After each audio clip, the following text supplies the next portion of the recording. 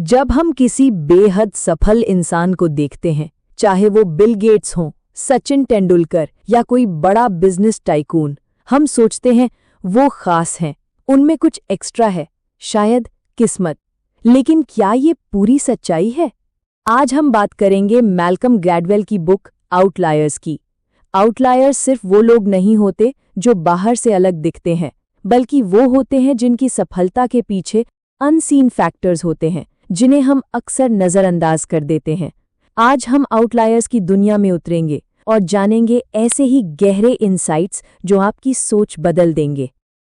Part 1, सफलता का सच, सिर्फ टैलेंट काफ़ी नहीं।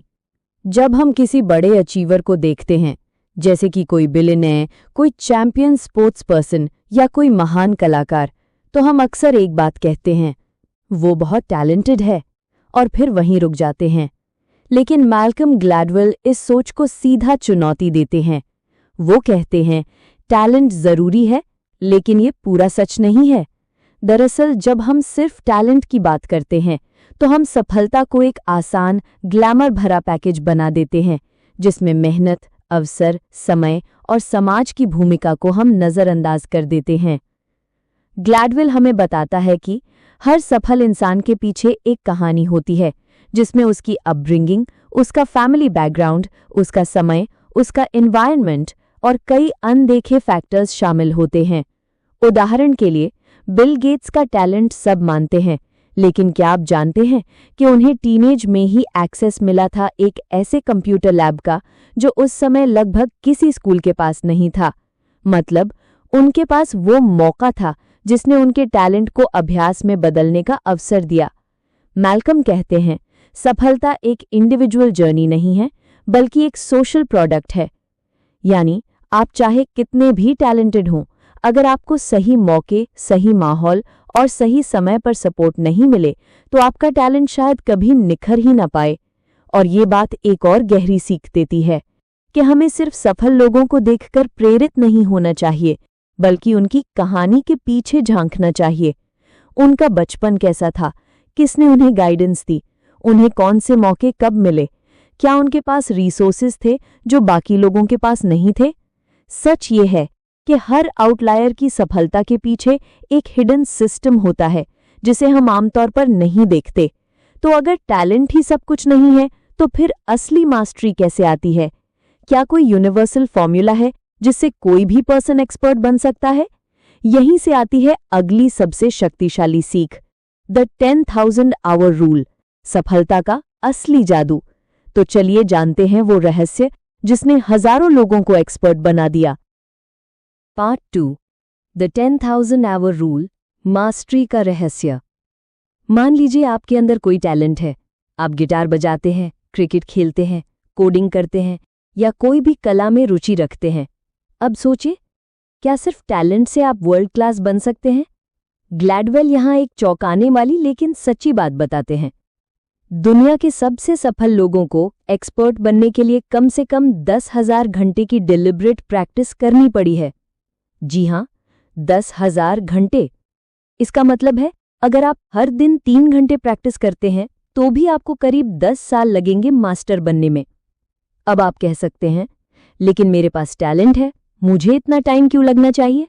मैल्कम कहते हैं, टैलेंट आपको शुरुआत में तेज दौड़ने में मदद कर सकता है, लेकिन अंत तक पहुंचाने वाला इंजन है प्रैक्टिस। उन्होंने इस रूल को साबित करने के लिए कई उदाहरण दिए, जैसे द बीटल्स। बीटल्स ने अपने फेमस होने से पहले जर्मनी में क्लब्स में रोज 8 घंटे परफॉर्म किया था, लगातार कई सालों तक। इस इंटेंस रूटीन ने उन्हें एक ऑर्डिनरी बैंड से लेजेंडरी बैंड बना दिया। बिल गेट्स को 13 साल की उम्र में ही एक कंप्यूटर लैब का एक्सेस मिला था, जहां उन्होंने हजारों घंटे कोड किया, जब बाकी बच्चे कंप्यूटर का नाम तक नहीं जानते थे। Mozart and sports stars. Mozart जैसे जीनियस भी बचपन से प्रैक्टिस करता रहा था। उसकी पहचान भी तब बनी जब उसके प्रैक्टिस आवर्स 10,000 के आसपास पहुंच गए। ग्लैडवेल ने साफ कहा, प्रैक्टिस मेक्स परफेक्ट सिर्फ एक मुहावरा नहीं है, ये एक वैज्ञानिक सिद्धांत है। ग्लैडवेल ये भी कहते हैं, सिर्फ 10,000 घंटे पूरे करना काफी नहीं, वो प्रैक्टिस डिलिब्रेट होनी चाहिए। मतलब वो प्रैक्टिस दिल से होनी चाहिए, ना कि बस घंटे पूरे करने के लिए। मतलब लगातार फीडबैक मिलना चाहिए, आप खुद को चैलेंज करते रहें, आपको अपने कंफर्ट जोन से बाहर निकलना पड़े। यही प्रैक्टिस आपको मास्टर बनाती है किसी भी स्किल में। क्या आपने कभी सोचा है कि अगर आप आज से हर दिन सिर्फ 2 घंटे भी लगाएं तो 5 साल बाद आप उस स्किल में क्या कमाल कर सकते हैं? अब जानते हैं क्या कोई और एलिमेंट भी है जो आपकी सफलता तय करता है, ऐसा जो कुछ लोगों को दूसरों से सटल लेकिन डिसाइसिव एडवांटेज देता है। पार्ट 3, छुपे हुए लाभ, जन्म तारीख और माहौल का जादू। हम में से कितने लोग मानते हैं कि सफलता का रास्ता सिर्फ हार्ड वर्क और टैलेंट से तय होता है? लेकिन ग्लैडवेल इस सोच को फिर से चुनौती देते हैं। वो कहते हैं, कई बार सफलता उन चीज़ों पर निर्भर करती है जिन पर हमारा कोई कंट्रोल नहीं होता। क्या आपने सुना है कि आपकी जन्म तारीख आपके फ्यूचर को तय कर सकती है? अब सुनिए ये दिलचस्प एग्जाम्पल। ग्लैडवेल ने कनाडा के हॉकी प्लेयर्स का एक डेटा स्टडी किया और वहां एक अजीब पैटर्न दिखा। ज्यादातर टॉप हॉकी प्लेयर्स की जन्म तारीख जनवरी, फरवरी और मार्च में थी, क्योंकि कनाडा में जूनियर हॉकी लीग का कट ऑफ होता है 1 जनवरी। तो जो बच्चे जनवरी में पैदा होते हैं वो उसी बैच में सबसे बड़े, मजबूत और मैच्योर होते हैं। यानी शुरुआत में ही उन्हें कोच से ज्यादा अटेंशन, ट्रेनिंग और खेलने के मौके मिलते हैं। और धीरे धीरे ये अर्ली एडवांटेज इतना बढ़ जाता है कि वही बच्चे एलीट लेवल तक पहुंच जाते हैं, जबकि बाकी पीछे रह जाते हैं। ये बस हॉकी में नहीं होता, स्कूलों में भी यही होता है। जो बच्चे उम्र में थोड़े बड़े होते हैं उन्हें शुरुआत में ज्यादा प्रेज और कॉन्फिडेंस मिलता है। स्पोर्ट्स, एकेडेमिक्स, बिजनेस, हर जगह ये अक्यूमुलेटिव एडवांटेज काम करता है। ग्लैडवेल इसे कहते हैं मैथ्यू इफेक्ट, यानी जिनके पास है उन्हें और मिलेगा। ग्लैडवेल आगे बताते हैं कि आपका बैकग्राउंड, आपका देश, आपकी संस्कृति, आपकी फैमिली आपके सोचने, काम करने और डिसीजन लेने के तरीके को गहराई से प्रभावित करती है। उन्होंने एशियन देशों में बच्चों की मैथ एबिलिटी का उदाहरण दिया, जैसे कि चीन, जापान और कोरिया, जहां बच्चे मैथ में जनरली बेटर परफॉर्म करते हैं। लेकिन सिर्फ जेनेटिक रीजन नहीं है, बल्कि वहां की कल्चर, लैंग्वेज और फार्मिंग हेरिटेज ने बच्चों को पेशेंस, डिसिप्लिन और कंसिस्टेंसी सिखाई है। यानी आपका इन्वायरमेंट आपको साइलेंटली शेप करता है। अब सोचिए, क्या आप भी किसी ऐसे हिडन एडवांटेज या डिसएडवांटेज के साथ पैदा हुए हैं? क्या आप अपने आसपास के एनवायरनमेंट को पहचानकर उससे जीत सकते हैं? इस फैसिनेटिंग इंसाइट के बाद अब हम पहुंचते हैं एक और बेहद चर्चित कॉन्सेप्ट पर, मीनिंगफुल वर्क, काम ऐसा जो आपको मायने दे। Part 4, meaningful work. ग्लैडवेल इस बात पर बहुत जोर देते हैं कि सिर्फ पैसा कमाना या नाम बनाना ही सफलता नहीं है। असली संतुष्टि तब आती है जब आपका काम आपको अर्थ, गर्व और खुशी देता है। यानी ऐसा काम जो आपको लगे कि आपका अस्तित्व कुछ मायने रखता है। ग्लैडवेल बताते हैं कि जो लोग असाधारण ऊंचाइयां छूते हैं वो सिर्फ हार्डवर्किंग ही नहीं होते, बल्कि उन्हें अपने काम में एक डीप सेंस ऑफ पर्पस महसूस होता है। चलिए एक रियल लाइफ एग्जाम्पल लेते हैं, हालन फैमिली का मामला। ग्लैडवेल ने एक ज्यूइश इमिग्रेंट फैमिली का जिक्र किया जो न्यूयॉर्क में आकर टेलरिंग का काम करने लगी। शुरुआत बहुत मुश्किल थी, छोटा घर, लंबा काम और कम पैसा। लेकिन फिर भी उन्होंने दिन रात मेहनत की। क्यों? क्योंकि वो सिर्फ कपड़े नहीं सील रहे थे, वो एक लेगेसी बना रहे थे। उनका काम उन्हें एक पहचान दे रहा था।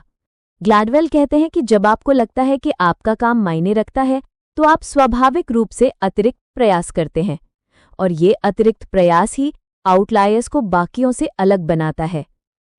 मैल्कम बताते हैं कि मीनिंगफुल वर्क में 3 जरूरी विशेषताएं होती हैं। 1, ऑटोनॉमी यानी आज़ादी, आप अपने काम पर नियंत्रण महसूस करते हैं। 2, कॉम्प्लेक्सिटी, काम थोड़ा चैलेंजिंग हो ताकि आप उसमें ग्रो कर सकें। 3, एफर्ट रिवॉर्ड कनेक्शन, यानी जितनी मेहनत आप डालते हैं उसका फल भी आपको दिखता है। जब ये 3 चीजें मिलती हैं तो काम सिर्फ काम नहीं रहता, वो आपका जुनून बन जाता है। क्या आपका काम मीनिंगफुल है? क्या आप हर दिन खुद से जुड़ पा रहे हैं या बस टिकिंग बॉक्सेस कर रहे हैं? आइए आगे बढ़ते हैं और जानते हैं संस्कृति और विरासत का प्रभाव यानी कल्चरल लेगेसी। हमारी संस्कृति और विरासत हमारी सफलता कैसे तय करती है? पार्ट 5 कल्चरल लेगेसी, वो अनदेखी विरासत जो हमें आकार देती है। हम सभी अपने माता पिता, दादा दादी, समाज और संस्कृति की छाया में पले बढ़े। हमारी सोच, हमारे निर्णय, यहाँ तक कि हमारे सपनों की सीमा तक कई बार हमारी संस्कृति और पारिवारिक इतिहास तय करते हैं। मैल्कम ग्लैडवेल कहते हैं, हम भले ही सोचते हों कि हम पूरी तरह अपने डिसीजंस के मालिक हैं, लेकिन कई बार हमारा व्यवहार, भाषा और यहाँ तक कि काम करने का तरीका हमारी संस्कृति की छाया से प्रभावित होता है। ग्लैडवेल ने एक बेहद दिलचस्प और थोड़ा चौंकाने वाला केस उठाया, कोरियन एयरलाइंस का। 90s में कोरियन एयरलाइंस के क्रैश रेट्स बहुत ज़्यादा थे, लगातार दुर्घटनाएं हो रही थीं और लोग हैरान थे, क्यों? जांच में पता चला कि असली कारण था रिस्पेक्ट फॉर अथॉरिटी, जो कोरियन कल्चर में डीपली रूटेड था। को पायलट, जो कोई गलती देखता भी था, वो सीधे कप्तान को टोक नहीं पाता था, क्योंकि ऐसा करना अशिष्टता माना जाता था। यानी संस्कृति की जड़ें कॉकपिट तक पहुंच रही थीं और जाने जा रही थीं। जब एयरलाइन ने अपने क्रू को वेस्टर्न स्टाइल में ट्रेन करना शुरू किया, जहां जूनियर भी फ्रीली बोल सके, तो क्रैश रेट कम हो गया। इससे क्या सीख मिलती है? हमारी संस्कृति हमें वैल्यूज देती है, लेकिन अगर हम ब्लाइंडली उसी पर चलते रहें तो कई बार वही संस्कृति हमें रोक भी सकती है। ग्लैडवेल हमें सिखाते हैं, हमें अपनी विरासत को पहचानना है, लेकिन जरूरत पड़ने पर उस पर सवाल उठाने की हिम्मत भी रखनी है। अब सोचिए, क्या आपके जीवन में भी ऐसे बिलीव्स या हैबिट्स हैं जो आपको विरासत में मिले हैं, लेकिन वो आपकी ग्रोथ रोक रहे हैं? क्या आप भी कभी अथॉरिटी को ब्लाइंड फॉलो करते हैं, सिर्फ इसलिए क्योंकि कल्चर ने सिखाया है कि बड़ों को नहीं टोकते? अगर संस्कृति और माहौल इतनी ताकत रखते हैं, तो क्या कोई ऐसा एनवायरनमेंट है जो लोगों को सफलता की ओर स्वाभाविक रूप से ढकेलता है? यही लेकर आता है अगला point, the power of community. Part 6 the power of community. जब हम किसी सफल इंसान को देखते हैं, बिल गेट्स, सचिन तेंदुलकर या कोई भी, तो हम यही सोचते हैं, वो बहुत टैलेंटेड था, उसने बहुत मेहनत की, इसलिए सफल हुआ। लेकिन ग्लैडवेल हमें बताते हैं कि ये तस्वीर अधूरी है। हर आउटलायर के पीछे एक कम्युनिटी होती है, एक सपोर्ट सिस्टम जो उसे बार बार उठने, लड़ने और आगे बढ़ने में मदद करता है।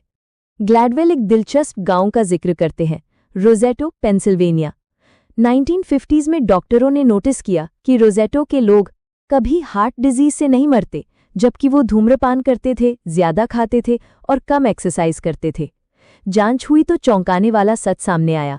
रोज़ेटो के लोग बहुत कनेक्टेड थे, सभी एक दूसरे का ख्याल रखते, सपोर्ट करते, रोज मिलते जुलते।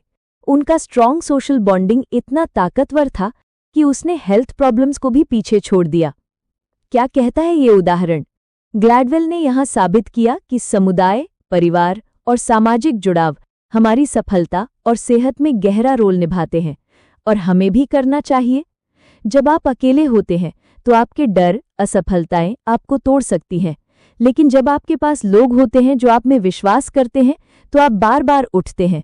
सफलता सिर्फ मैं से नहीं, बल्कि हम से मिलकर बनती है।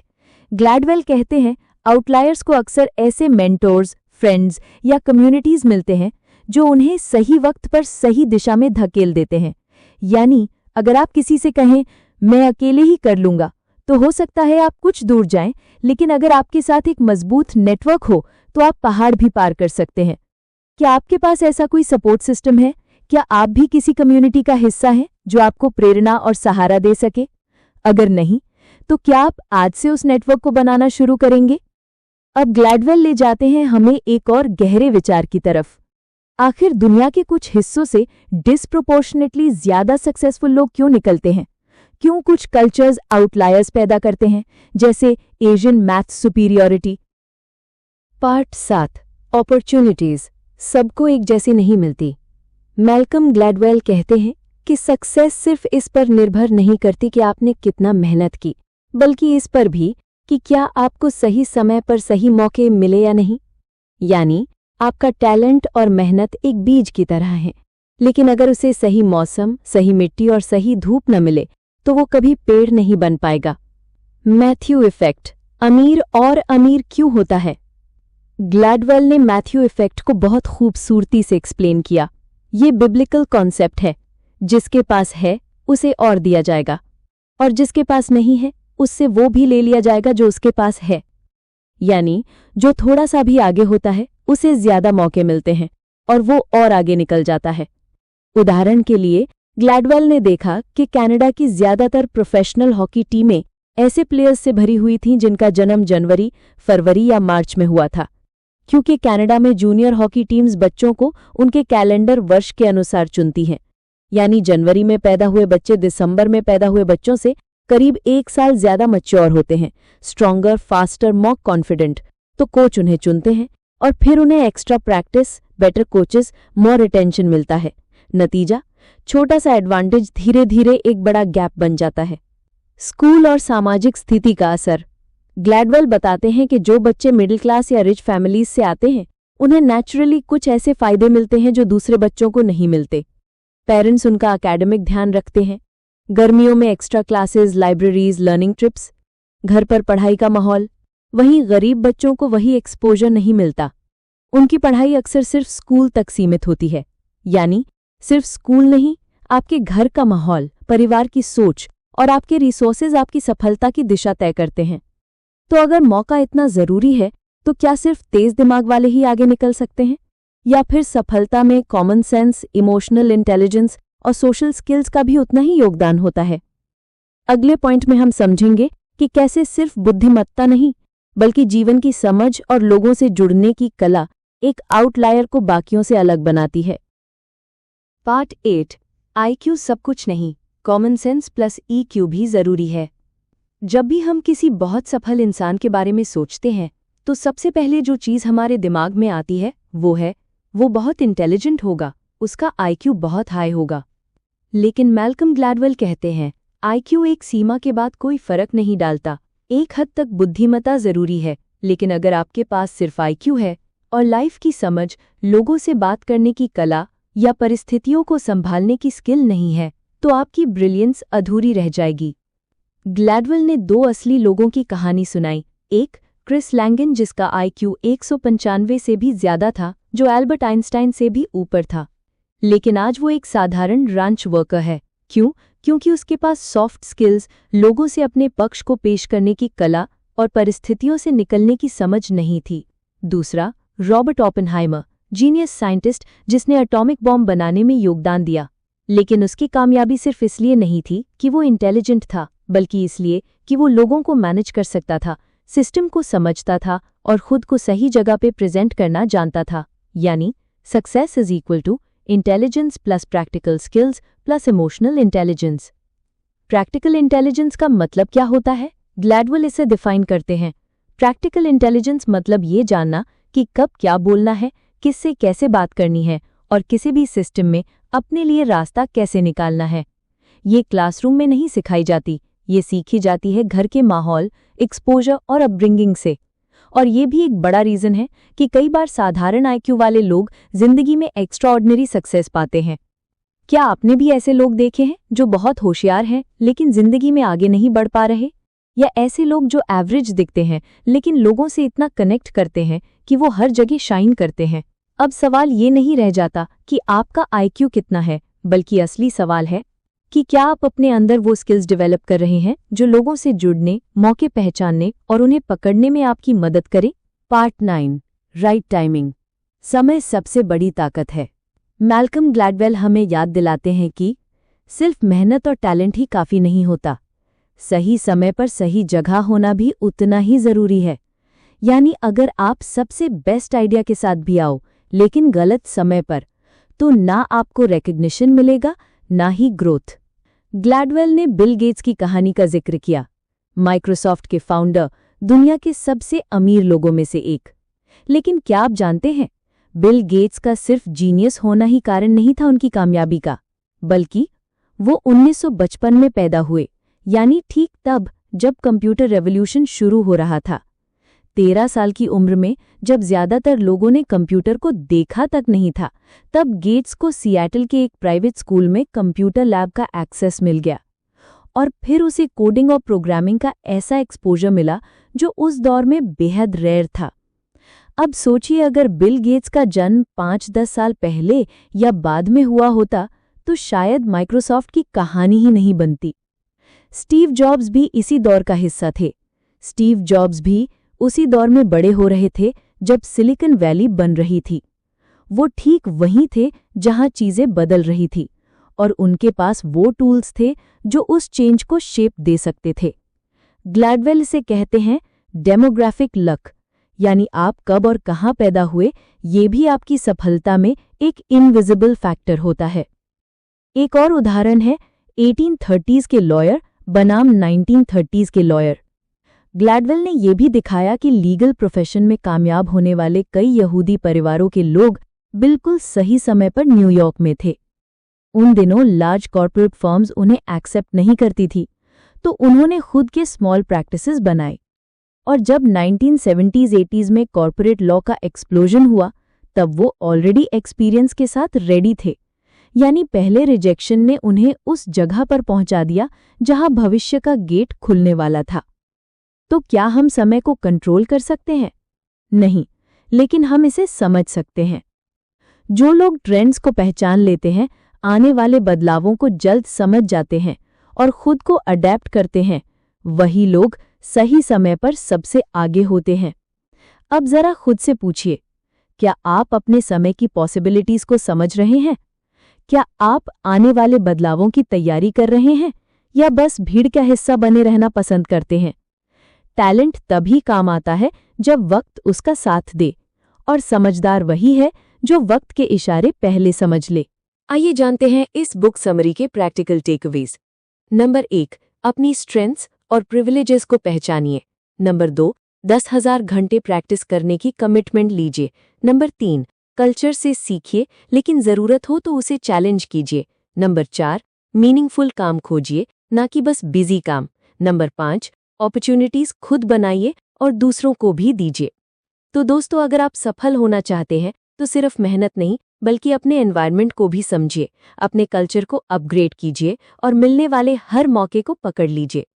आउटलाइज ने हमें सिखाया कि सिर्फ मेहनती या होशियार होना काफी नहीं है, बल्कि सही समय, सही मौके और सही सोच भी उतनी ही जरूरी है। अब सवाल यह है कि क्या आप भी अपनी लाइफ के आउटलायर बनना चाहते हैं या फिर एवरेज बनकर जीना पसंद करेंगे?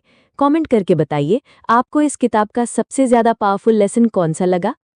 अगर ये वीडियो आपको पसंद आई हो तो इसे लाइक जरूर करें, शेयर करें और हमारे चैनल दी बुक माइक को सब्सक्राइब करना ना भूलें।